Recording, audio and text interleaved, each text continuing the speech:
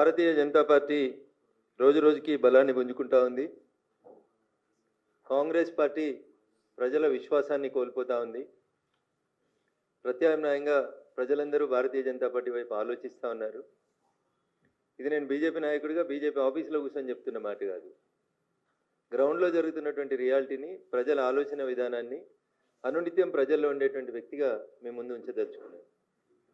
ఈ రాష్ట్రంలో 10 సంవత్సరాలు పరిపాలన కొనసాగించిన తర్వాత, అసెంబ్లీ ఎన్నికల్లో ఓడిపోయిన తర్వాత గొప్ప ఫలితాలు తెచ్చుకుంటాం, పార్లమెంట్లో ఏదో గొప్పలు చేస్తామని చెప్పి అనేక మంది గొప్పలు చెప్తే, పార్లమెంట్లో భారత రాష్ట్ర సమితి అనే పార్టీకి 0 స్థానాలను ఇచ్చిండ్రు తెలంగాణ ప్రజలు. అప్పుడే జనం అర్థం చేసుకున్నారు, టీఆర్ఎస్ పార్టీ అనేది చెల్లని రూపాయిగా మారింది. టీఆర్ఎస్ని బీఆర్ఎస్గా మార్చిన రోజే ప్రజలు టీఆర్ఎస్కి బీఆర్ఎస్కి రెండింటికి కలిపి వీఆర్ఎస్ ఇచ్చినారు. మీరు ఫామ్ హౌస్కు పరిమితం అయితే బాగుంటుందని చెప్పి చెప్పినారని చెప్పి చెప్పేసి వాళ్ళని పంపించినారు. తర్వాత ఏదో కొత్త కథలు వెళ్తా ఉన్నారు. బీజేపీ బీఆర్ఎస్ బీజేపీలో కలుస్తామన్నారు, విలీనం చేసుకుంటామన్నారు. అట్లా అప్పుడప్పుడు జనాలలో ఉండేందుకు టీఆర్ఎస్ పార్టీ లేదా బీఆర్ఎస్ పార్టీ ప్రయత్నాలు చేస్తూ వచ్చింది. ఈ మధ్యకాలం లోపల 2 ఎన్నికలు, ఎమ్మెల్సీకి సంబంధించి 3 ఎన్నికలు జరిగినాయి. 2 ఎన్నికలు టీఆర్ఎస్ పార్టీకి బాగా పట్టున్నది.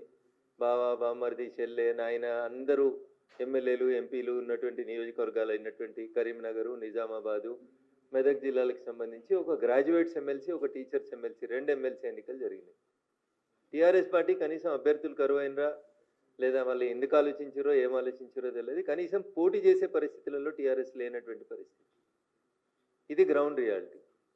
మేము గెలిచినాం కాబట్టి మేము ఏదో అహంకారంతో మాట్లాడతలేం. మేము ప్రజలకు సేవ చేస్తూ ఉన్నాం, ప్రజలకు దగ్గర అవుతా ఉన్నాం. మా పార్టీ పూర్వస్వరూపం జనసంఘ పుట్టిందే అంత్యోదయ లక్ష్యంగా పుట్టింది. ఆ అంత్యోదయ లక్ష్యంగానే పనిచేస్తున్నాం. Eradication of poverty, eradication of poor, గరీబుల సేవ చేసేందుకే భారతీయ జనతా పార్టీ పనిచేస్తుంది. పేదలు, రైతులు, మహిళలు వీళ్ళ కోసం అనుక్షణం తప్పించేటువంటి పార్టీ భారతీయ జనతా పార్టీ. ఎవరు అడగకున్నా రైతన్నల కష్టాన్ని దృష్టిలో ఉంచుకొని 3 రోజుల క్రితం జరిగినటువంటి భారత కేబినెట్ గౌరవ ప్రధానమంత్రి నరేంద్ర మోడీ గారి నాయకత్వంలో మళ్ళీ రైతన్నలకు అన్నింటికి కూడా మినిమం సపోర్ట్ ప్రైస్ విషయం లోపల భారత కేబినెట్ ఒక నిర్ణయం తీసుకొని సుమారు 2.5 లక్షల కోట్లు భారత ప్రభుత్వం మీద భారం పడుతుందని తెలిసి కూడా ఎంఎస్పీని పెంచుతూ రైతన్నల్ని ఆదుకోవాలనేటువంటి ఆలోచన కలిగిన పార్టీ భారతీయ జనతా పార్టీ, నరేంద్ర మోడీ గారి నాయకత్వం. ఈ దిశగా భారతీయ జనతా పార్టీ ముందుకు పోతూ తెలంగాణ రాష్ట్రంలో కూడా ఒక పైస లేదని, మమ్మల్ని ఎవరు నమ్ముతలేరని, ఢిల్లీకి పోతే చెప్పుల దొంగలుగా మమ్మల్ని చూస్తుర్రని సాక్షాత్తు ముఖ్యమంత్రి లాంటి వాళ్ళు మాట్లాడుతున్న పరిస్థితులలో మేము నేషనల్ హైవేల పేరిటనో ఇంకో దాని పేరిటనో అనునిత్యం తెలంగాణలో ఒక రకమైనటువంటి డెవలప్మెంట్ యాక్టివిటీస్ కోసం డబ్బులు ఇస్తూ తెలంగాణ ప్రజలకి భారతీయ జనతా పార్టీ దగ్గరవుతూ వస్తూ ఉంది.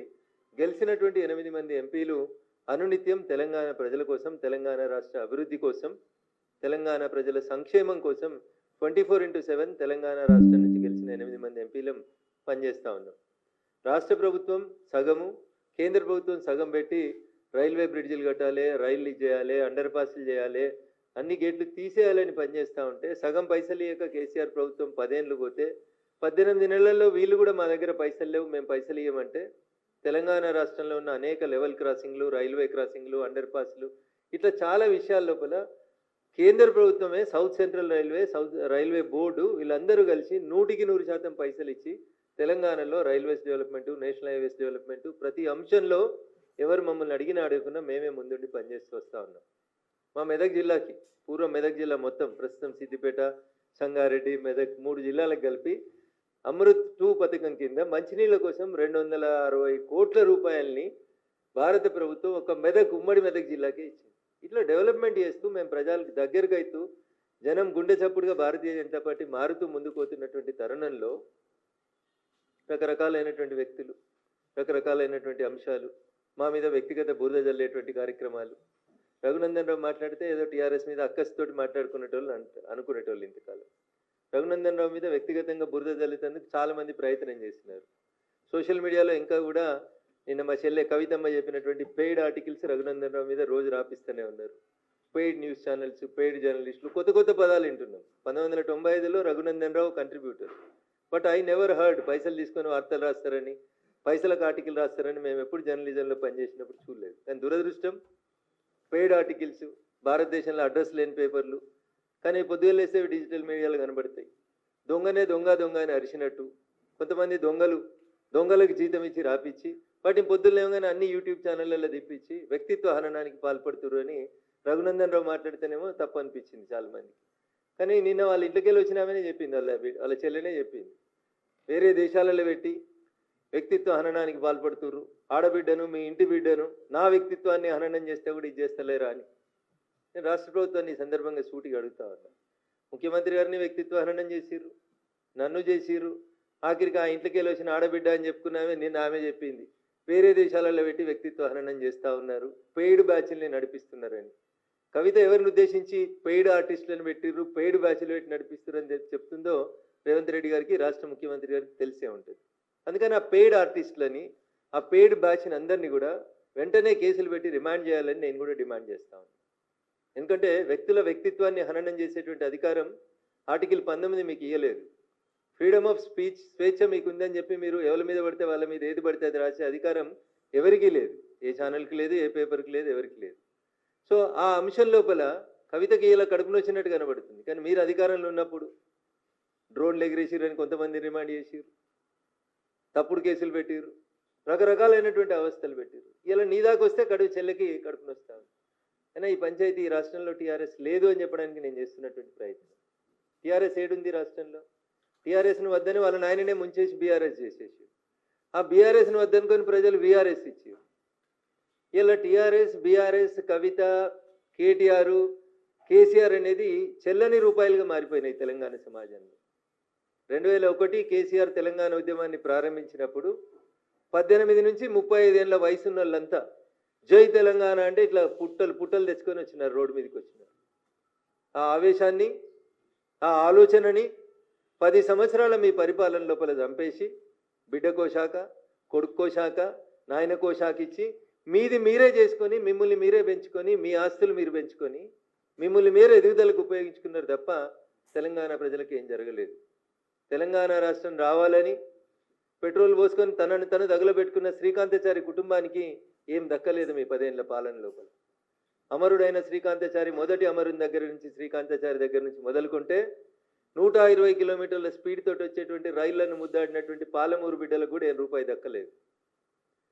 గల్లీలలో ఉల్లిపెడి తినొత్తలేదు. ఢిల్లీలో ఉన్న యూపీఏ ప్రభుత్వానికి కానీ, ఢిల్లీకి పోయి చచ్చిపోయిన మా రంగారెడ్డి జిల్లా యాదిరెడ్డి గారి కుటుంబానికి కూడా ఏం దక్కలేదు. 1200 మంది కుటుంబాలు అమరులైతే అన్నకో శాఖ, చెల్లెకో శాఖ, నాయనకో శాఖ, ఆస్తులు పంచుకునే శాఖలు పెట్టుకున్నారు తప్ప, మీ ఆస్తులు పెంచుకున్నారు 10 ఏళ్ల తెలంగాణ రాష్ట్ర సమితి పాలనలో తప్ప తెలంగాణ సమాజానికి ఏం దక్కలేదు. అందుకనే మిమ్మల్ని వద్దనుకుంది సమాజం, మీ కుటుంబాన్ని దూరం పెట్టాలనుకుంది సమాజం. టీఆర్ఎస్ ఎలియాస్ బీఆర్ఎస్కి వీఆర్ఎస్ ఇచ్చి పంపించేసారు.